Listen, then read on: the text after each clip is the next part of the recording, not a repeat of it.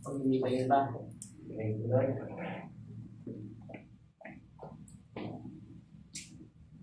Sarap papurihan ng Panginoon. Amen. Lahat po ba ay kumanta kanina? Amen. Amen. Praise God. Sabi nga is pag tayo kumakanta, pag tayo nag-worship, ibig sabihin, we are all worship leader. Hindi lang yung kung ano yung napoy na Panginoon. Lahat po tayo napoy ng Panginoon upang mag-worship.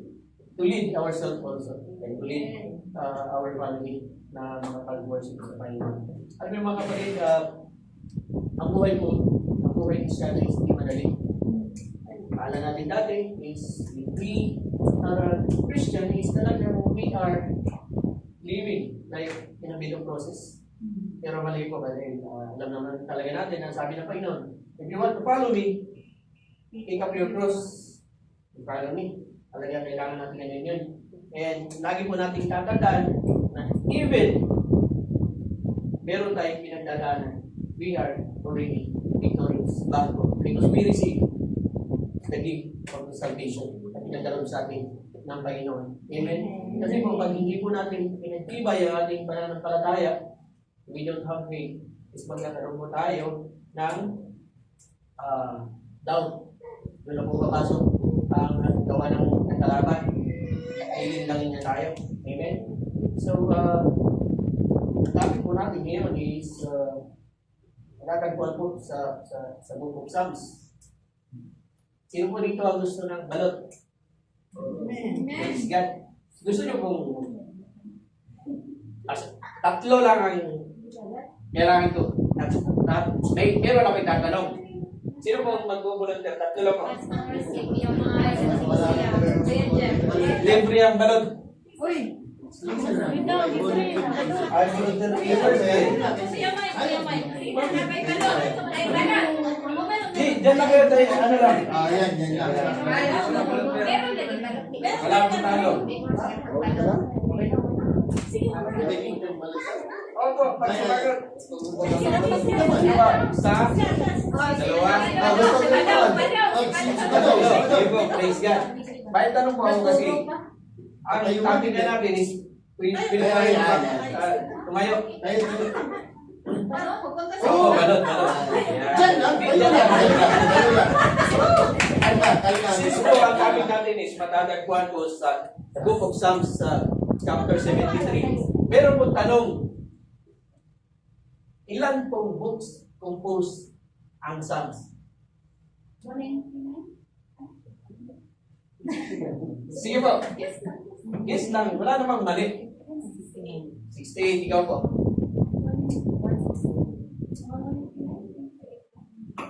The Book of Psalms there is 150 chapters. But the Book of Psalms is composed or compiled by ilang books po? 66. Tatlo lang po. Kaya po. Yes lang po, wala namang ano. Pang ano lang, pang breakfast. Psalms is composed of how many books? Diba, may 150 chapters. Composed of how many books? Dapat may choices. May choices. Sige po, para po madali. Okay. A. Number 5. B. 6. C. 7. Kayo? 6. 6. Praise God. Sino pong sumagot ng ano? 5? Praise God. So, ang Book of Psalms po is tama po si Nini. The Book of Psalms po is compiled po siya ng 5 books. So, ang topic po natin is in Psalms chapter 73. So, yun po ang pasimula ng Book 3. So, bakit tatanungin po natin, bakit po kaya 5 books na ang Book of Psalms? Dahil po yun po is inspired by the Book of Torah. So, ngayon po is, ang topic po natin is doubt over faith. Yung kanina nga is sa rito, the Book of Psalms is meron siyang na-divide po siya ng 5 books. So, book sa chapter 1 verse 1 to 41 yan po is yung Genesis na inspired. Yan po is the foundation.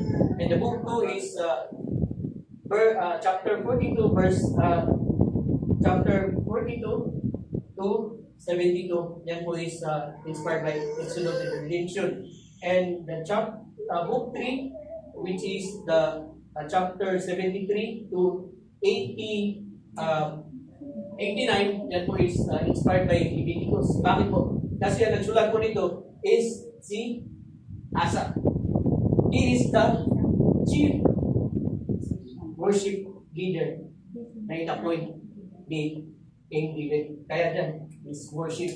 And bali ang sinulat nila po is from chapter 50, ang sinulat niya. Then, nag-start again siya ng chapter 73 to 82. So, the rest po ay, ang nagsulat na nun is, merong nagsulat ang kanyang tatlong anak, the son of Korah. And the book 4 is from chapter 19 to 106. That is the numbers, nag-wandering mga Israelites. And the book 5 is 107 to 150. So, yan po yung sa Deuteronomy and the promise land na sa kanila ni Yahweh na. Kung ano talaga natin is kung isipin natin bakit gano'n. Talagang pinapakita ng Panginoon na kasama siya ng mga Israelites. Amen?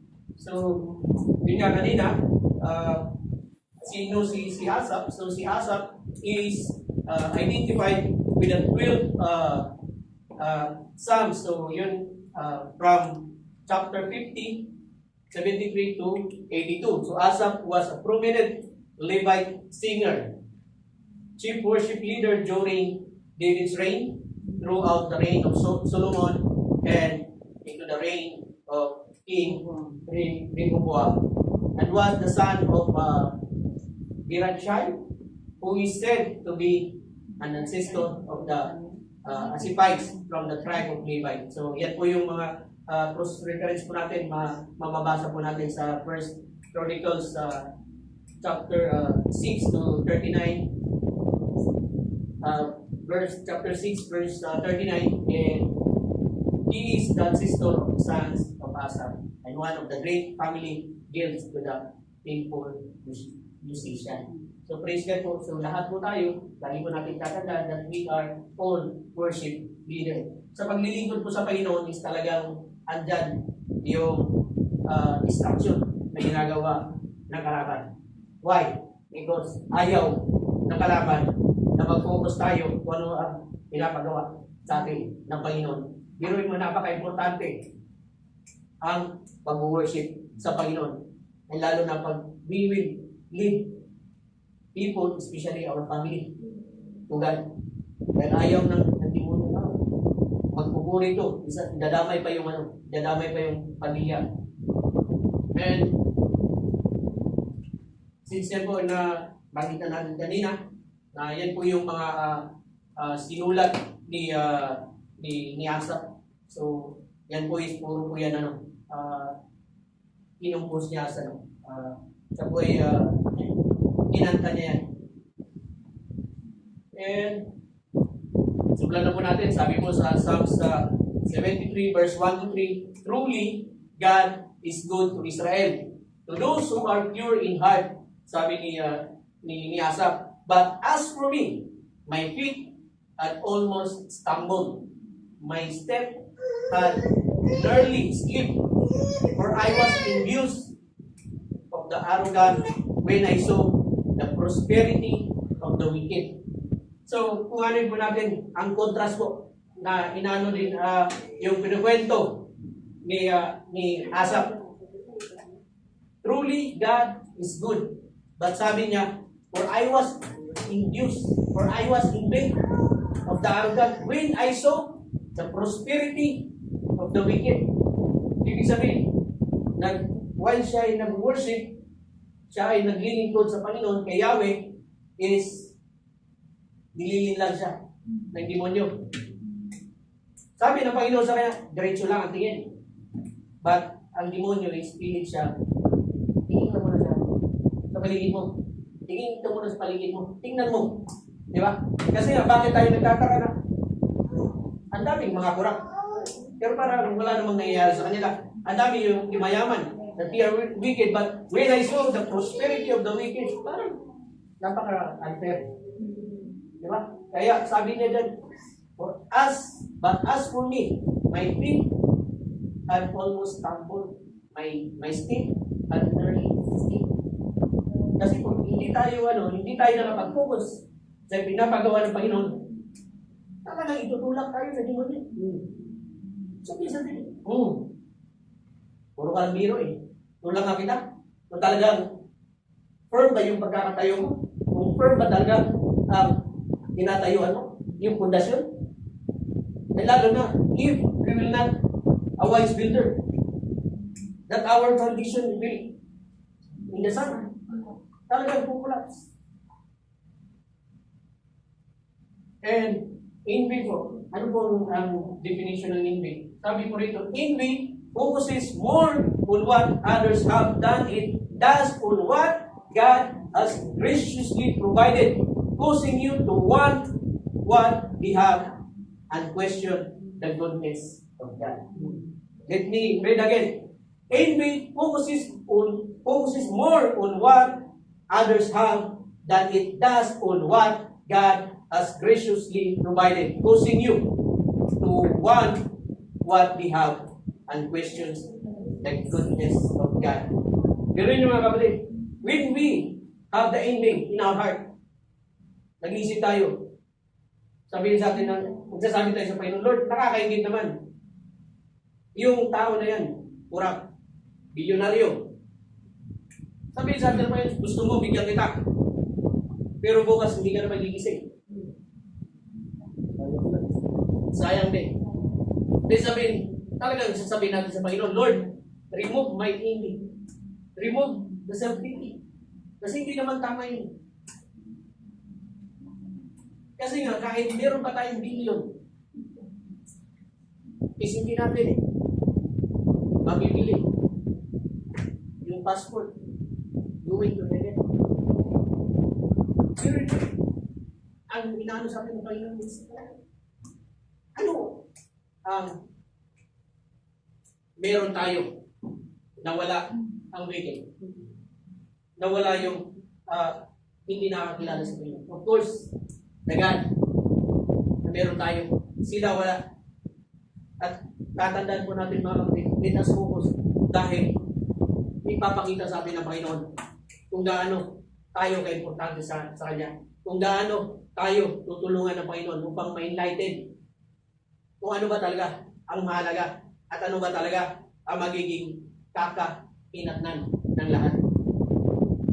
Sabi nga rin dito, for they have no pangs until death. Their bodies are fat and sleek. They are not in trouble as others are. They are not striking like the rest of mankind. Therefore, pride is their necklace. Violence covers them as a garment. Their eyes well out through fatness. Their hearts overflow with fullness. Mga kapatid, napakaganda po nito sa Tagalog. Talagang mararamdaman natin ang Panginoon kung ano ba talaga ang gusto niyang ibig sabihin sa atin.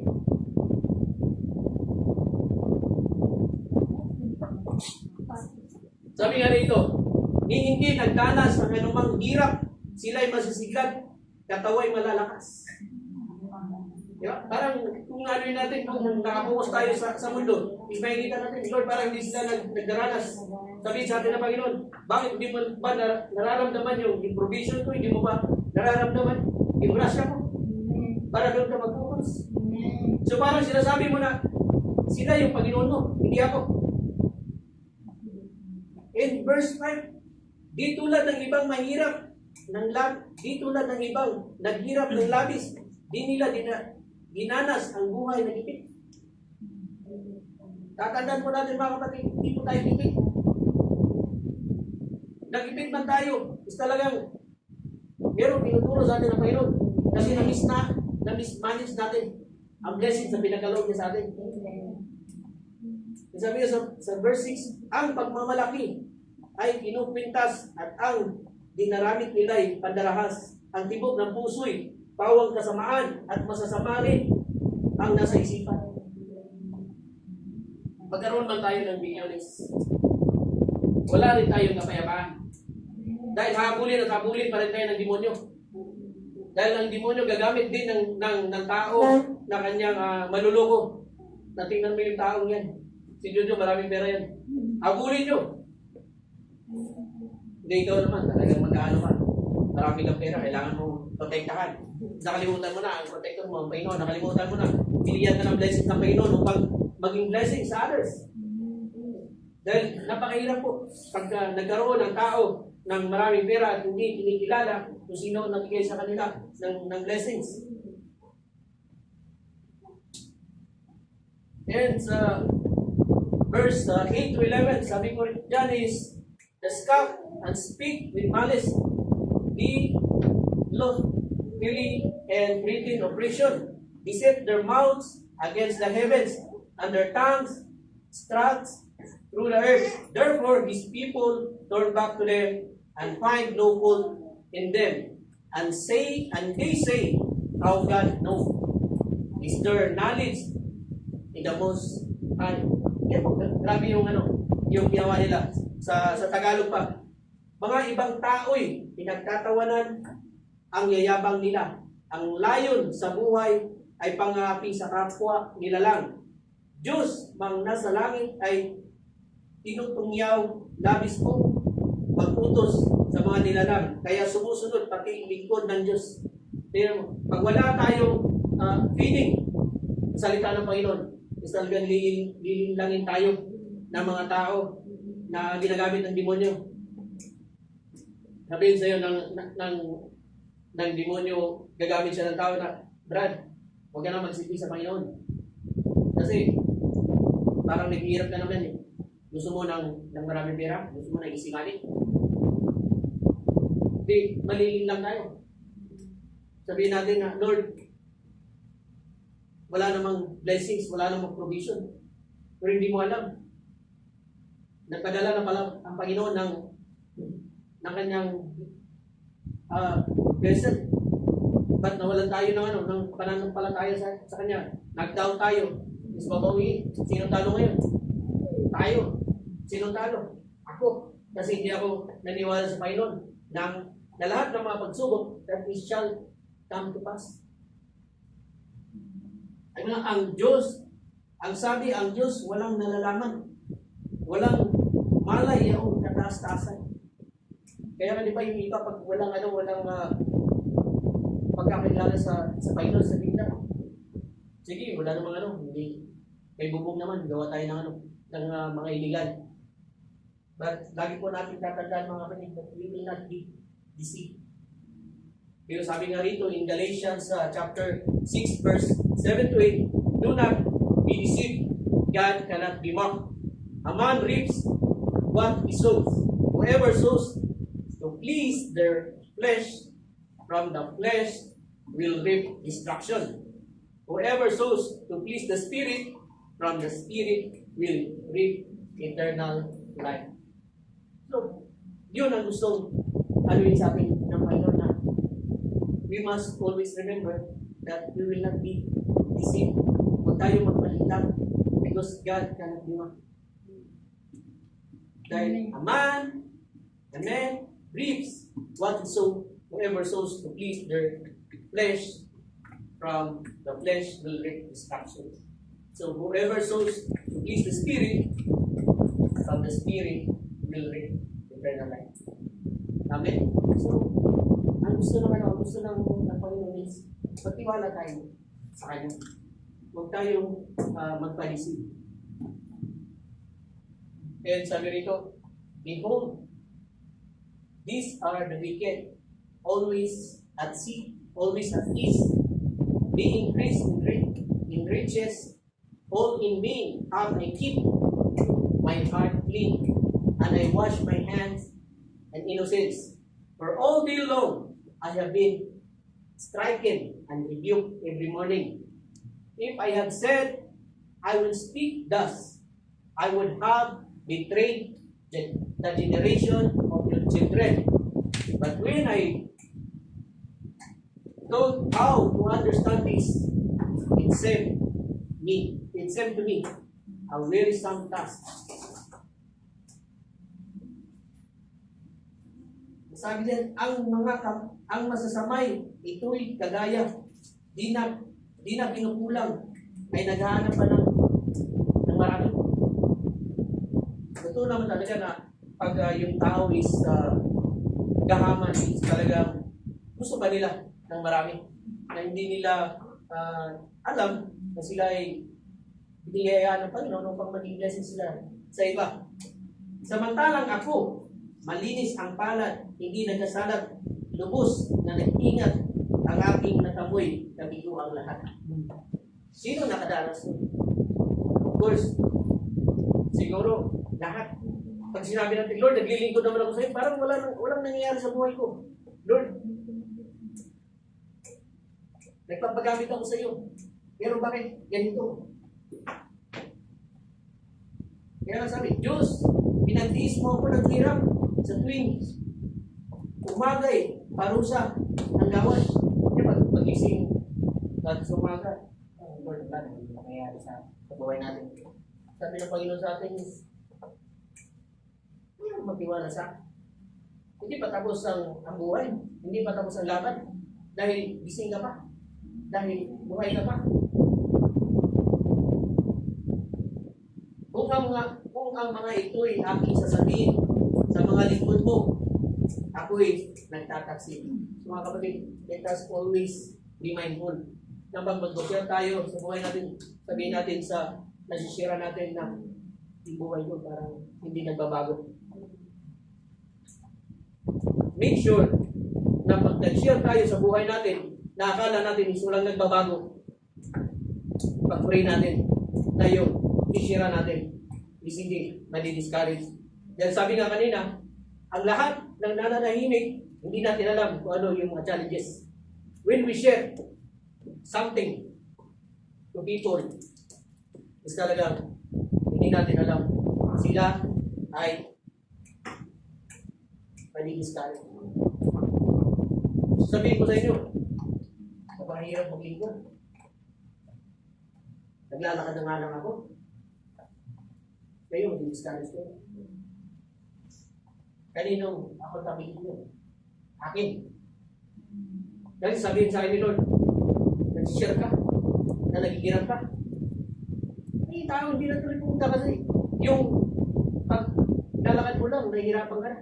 Mas grabe pala yung pinagdadaanan ng ibang tao. Lagi natin dadadaan mga kapatid. When we face circumstances, we need to rejoice. We need to believe that God is working upon our life.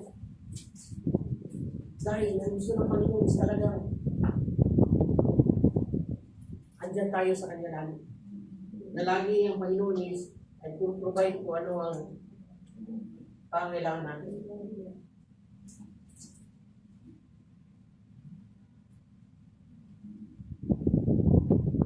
Kaya sabi ni Asap na ang buhay is unfair.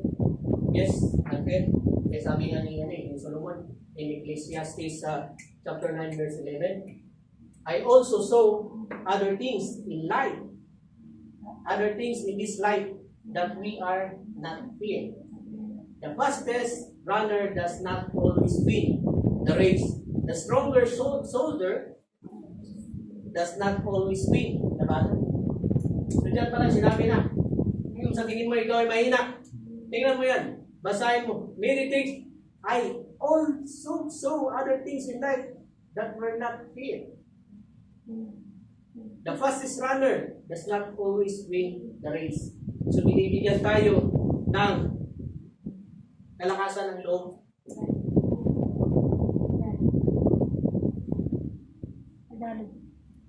Sa Tagalog po, ito po ang isang bagay na napapansin ko sa mundong ito. Ang mabilis ay di siyang laging nananalo sa takbuhan.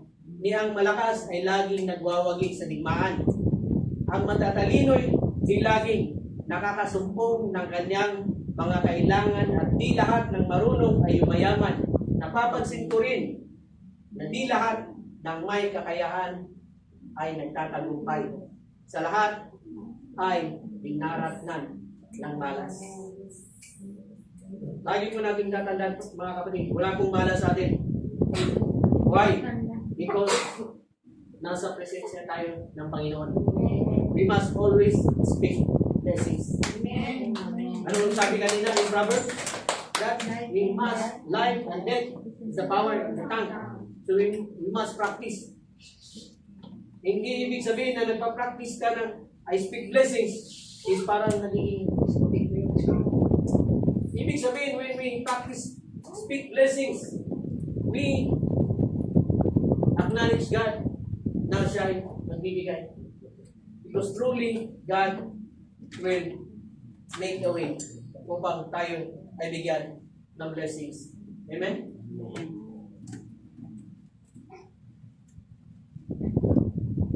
In verse 17 to 20, sabi nga rito, until I went into the sanctuary of God, then I discerned their end. Truly, you set them in slippery places. You make them fall to ruin. How they are destroyed in a moment, swept away utterly by terrors, like a dream when once awakes. O Lord, when you rose yourself, you despised them as cattle. Tingnan niyo mga kapatid, the mind of Asa na-renew yung devotion niya. Kasi pinaunawa sa kanya ni Lord through his observation. Kaya sabi niya, until I went into the sanctuary of God, then I discerned their end. So, ang kasagutan po sa mga tanong natin is nasa presensya ng Panginoon. Kasi nga, until I went into the sanctuary of God, then I discerned their end. Ibig sabihin po, hindi po magtatagal. Dahil hindi po papayag ng Panginoon na yung mga lingkod niya is nakapokus doon sa ginagawa ng demonyo. Kaya sabi niya, truly, you set them in slippery places. You make them full to ruin. Dirin mo, pinakita sa kanya ng Panginoon, pag hindi ka sumunod, ito yung mangyayari. How they are destroyed in the moment, swept away utterly by terrors, like a dream when one awakes. O Lord, when you rose, you despise them as part. So, grabe na, like a dream when awakes. Sabi ni Asaph na, Lord, nung pagising, nung nakita ko sila, parang panaginip na hindi ko na sila napansin. Di ba? Na hindi, bumurahin ng Panginoon yung mga distraction. Oh Lord, when you rose yourself, you despise them as patong. As patong. Lagi po natin tatandaan, mga kapatid. In 2 Thessalonians chapter 1 verse 9, I give relief to you who are troubled, and to us as well. This will happen when the Lord Jesus is revealed from heaven in blazing fire with his powerful angels. He will make punish to those who do not know God and do not obey the gospel of our Lord Jesus Christ. They will punish with everlasting destruction and shut out from the presence of the Lord and from the glory of His might. So talaga, inano sa atin ng Panginoon na merong hindi ang lahat. At inaano nga dyan is talagang pinapakita ng Panginoon. If they will not obey the gospel of the Lord, they will be punished with everlasting destruction and shut out from the presence of the Lord and from the glory of His might. Talagang inaano tayo ng Panginoon is kasi nga yung kung ano man ang nakikita natin sa iba is temporary lang yun. Ang sabi na pa yun, David returned, and pass away. But His word will remain. Ano sabi ni Lord natin? In my Father's house, there is a lot of money. And we are that excited. Of course, dahil yun ang pangako sa atin na Panginoon. Amen? And when my soul embittered, when I was free in heart, I was brutish and ignorant. I was like a beast working. Gabi yung conviction sa kanya. Na sabi niya is, nang aking isip hindi mapalagay at ang damdamin ko'y labis na saktan. Di ko maunawaan, para akong tanga. Sa iyo'y harapay, tayo ang gagaya. So gabi yung ano natin, yung ano niya sa sarili niya. Pero bakit naging na-miss yung ano ko sa'yo, yung paniniwala ko. Yan alam niyo mga kapatid, let us always remember that we need to focus to Christ. Because looking in someone's life, looking to the world, will tend us to fall. Kaya sabi sa Hebrews 12 verse 2, look unto Jesus, the author and finisher of our faith, who for the joy that was set before him endured the cross, despising the shame, and has sat down in the right hand on the throne of God. Gusto po ng Panginoon natin, kaya mag-focus tayo sa Kanya. Dahil ang Panginoon ay merong pinapagawa sa atin, lalo na sa bawat membro ng ating pamilya. Because if we work sa presensya ng Panginoon, hindi niya hayaan, hindi madamay ang ating pamilya, lalo na sa picture ni pagkakaroon sa atin. Amen? Sabi nga rito, nevertheless, I am continually with you. You hold my right hand. You guide me with your counsel, and afterward, you will receive me to glory, whom I in heaven but you, and there is nothing on earth that I desire beside you. Ang ganda nung, nevertheless, I am continually with you. You hold my right hand. Yun po kahit ganun yung ginawa niya. But yun is my hand. Lord, kasama pa rin kita. You hold my right hand. You guide me with your counsel. Afterward, you will receive me to glory. So, kapit lang tayo mga kapatid. Pero sabi, whom have I in heaven but you? Napakaganda because whom have I in heaven but you? So he desired to be with God, and there is nothing on earth that I desire but you. Kahit sa atin, wala tayong ibang dinidesire. Dahil kung anong nangyari ngayon sa mundo, hindi natin alam kung hanggang kailan tayo. And we cannot assure hanggang kailan tayo rito. Why? Kasi merong tayong ginagawa sa Panginoon. Ginagamit na tayo. Hindi natin alam. Pag-share natin sa ibang ano, is tapos na yung kontrata natin. He please us.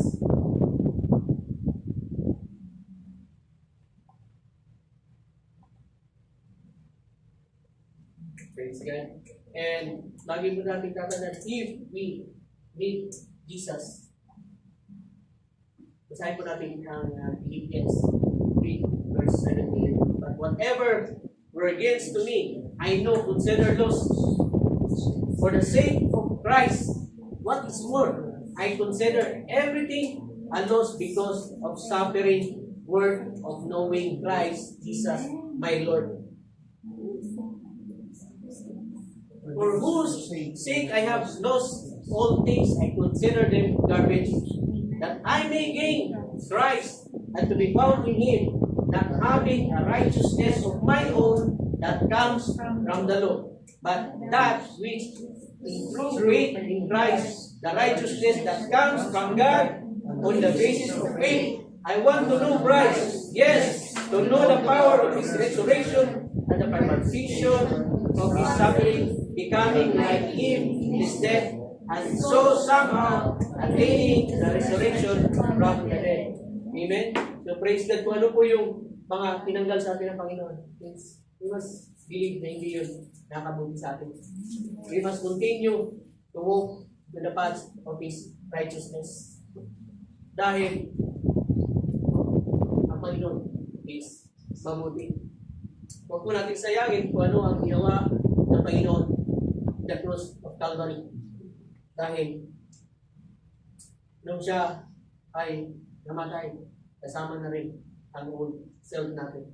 And why we are here? Because tinutulungan tayo ng Panginoon. Ginagay niya tayo na kung ano yung mga negative na nagawa natin nakaraan, kahapon, kanina, is gusto niya. Mas mag-focus tayo upang hindi tayo mapun, hindi tayo mastambo. Amen? And in Colossians 3 verse 1 to 3, since then you have been raised with Christ, set your heart on things above, where Christ is seated on the right hand of God.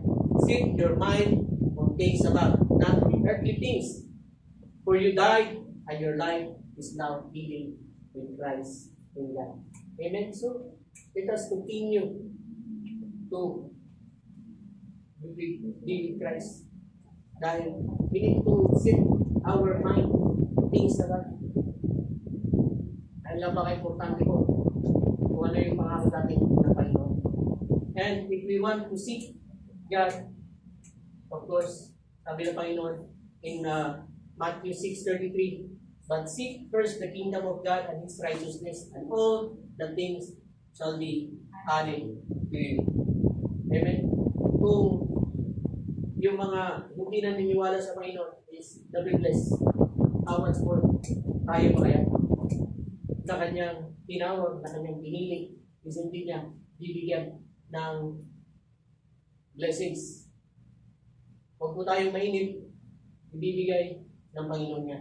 At sabihin ng Panginoon, seek first the kingdom of God and His righteousness, and all the things shall be added unto you. Ano pa man po yung mga hindi pa dumarating sa buhay natin, let us ask God, Lord, help me to understand and reveal to me kung ano pa yung hindi ko na-hit na principle upang yung things na to ma-add mo sa akin. And for sure, ang Panginoon is magbibigay ng wisdom upang maintindihan natin kung ano ba talaga ang gusto niyang sabihin sa atin upang yung yung promises is may bigay sa atin. Magkaroon tayo ng breakthrough. In verse 26 to 28, sabi nito, my flesh and my heart may fear, but God is the strength of my heart and my portion forever. So praise God. No? Sabi yung praise niya sa Panginoon, my flesh and my heart may fear, but God is the strength of my heart and my portion. Nagdi-delight po ang Panginoon pag atin siyang pinupuri. Dahil siya po ay natutuwa sa atin. Na yung anak ko, si Jojo, is even his flesh and heart may fail, but I will show you the strength of your heart that I am your portion forever. Sabi yan, for behold, those who are far from you shall perish. You put an end to everyone who is unequal to you. So through Asaph, sabi niya, for behold, those who are far from you shall perish. You put an end to everyone who is unfaithful to you. So, nire-remind tayo for this verse na kung tayo lumayo sa Panginoon, magpatuloy po tayo. Kaya sabi dyan, those who are far from me shall perish, but I'll put an end to everyone who is unfaithful to you. We must remember dati, naging unfaithful tayo sa Panginoon, but God continue being faithful to us. us, but for me, it is good to be here. God, I have made the Lord God my refuge, that I may tell all your words. Amen. So, praise God. Napaka ganda no na kahit anumang paglilin lang sa atin ng kalaban, is talagang naririnig niya tayo. Binibigyan niya tayo ng kadailanan na bakit kailangan nating lumapit at lumapit at lumapit sa Panginoon. Because we will make Him as our Lord. Because He is our Jehovah Adonai, Lord and Master. Amen? And kung ano po natin sa kabuuang chapter po na ito is meron siyang perception and reality. At sabi nga ng una dyan is, truly God is good to Israel, those pure of heart. Ito yung negative. At sabi nga dyan is, truly God is good, I will trust in Him. So truly God is good, we will trust in Him. And Asa was envious of the wicked. At sabi niya, Lord, sorry, I was ignorant and foolish to question God. We cannot question God because He is God. Kung ano man nangyayari sa atin is dahil yung nagawa natin hindi maganda sa kanya. And then, the wicked are successful, prosperous, and go unfinished. Sabi dyan, at the end, the wicked will destroy and they will lose it all. And truly I am righteous in vain. This troubles me, contradicts what I perceive about God. Sabi dyan, until I went into the sanctuary of God, then I understood their end. Talagang perception versus reality. Doon tayo sa reality. Because ang Panginoon natin is good. Hindi siya nagigil. Talagang binibigyan niya tayo. Napakahaba ng grasya ng Panginoon.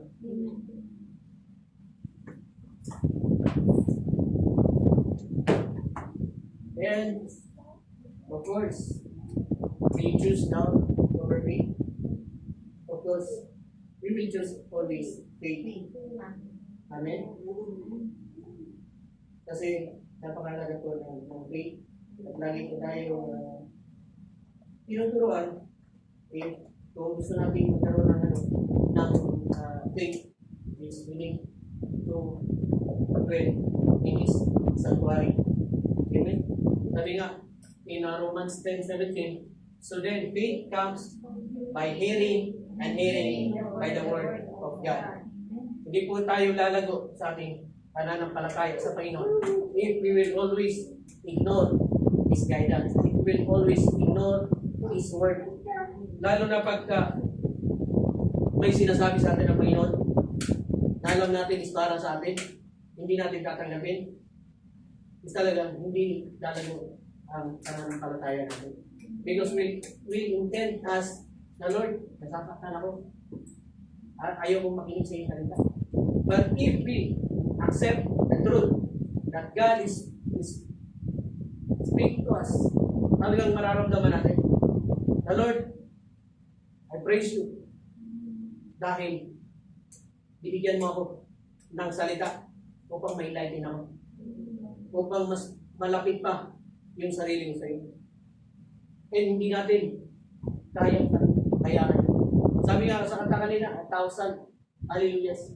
We cannot praise 1,000 hallelujahs for the grace of God.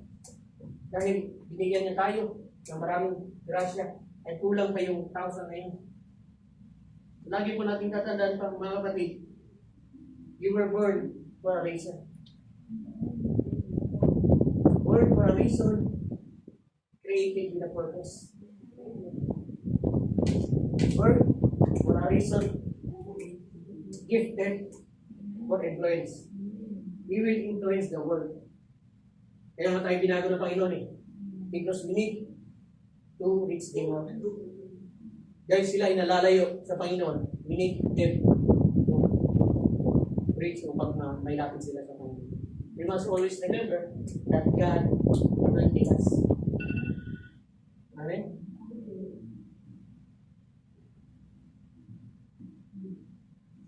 Praise God. Mga kapatid, kung ano man yung mga nangyayari sa buhay natin, kung ano man yung mga pinagdadaanan natin, na tayo ay nagdududa sa pinapagawa sa atin ng Panginoon. We must always remember, life is not unfair. Nagsabi nga ng Panginoon, is all things work together for good to those who love God according to His purpose. Amen? Lagi po natin tatandaan again that we didn't choose God, but He chose us. Para saan?